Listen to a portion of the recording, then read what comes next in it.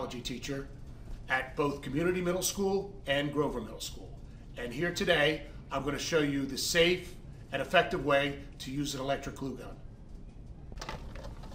All of the safe ways to use an electric glue gun or a hot glue gun are going to be laid out in this safety procedure sheet, which I will hand out to you before you get to use an electric glue gun.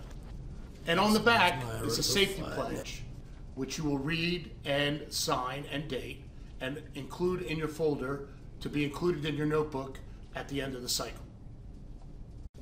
Now we're going to get our hot glue gun.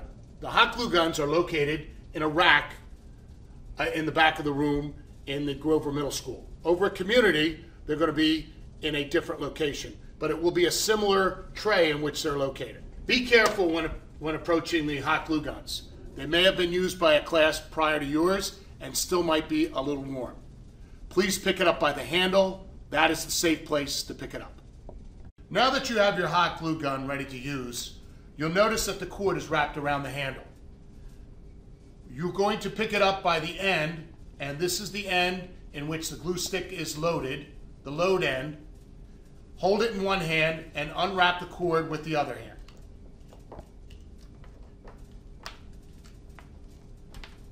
Once the cord is unwound, set it down in front of you, an arm distance away, and then plug it in.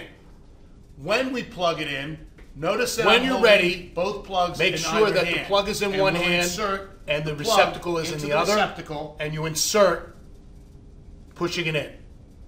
After several minutes, your glue gun should get warm and it should be ready to use. Pick it up by the handle.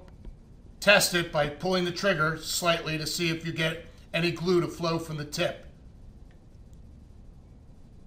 If the flow is very small or not at all, most likely you need to load in another glue stick. You do that by turning it downward, a glue stick from my front desk, and putting it back in the hole in the back. Now it's ready to run.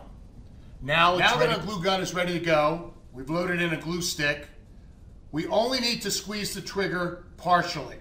We don't need to get a full load of glue on there. So just a little bit of glue, and that was a little bit too much. Setting the glue gun away from us will be enough to attach it to whatever we have to attach it to. Now remember, when the glue that comes out of the glue gun is still clear, it is very hot. Do not touch it. All right, now that it's cleanup time, we've done the work that we have to do. We have to return the glue gun in the hot state back to the container that it was in. When I tell you to unplug your glue guns, this is what you need to do. Pick up the receptacle in one hand, put your hand on the plug, and pull it apart. Do not, and I repeat, do not pull on the cord. That will put stress on the cord and eventually breaking the plastic casing and could expose the metal wire.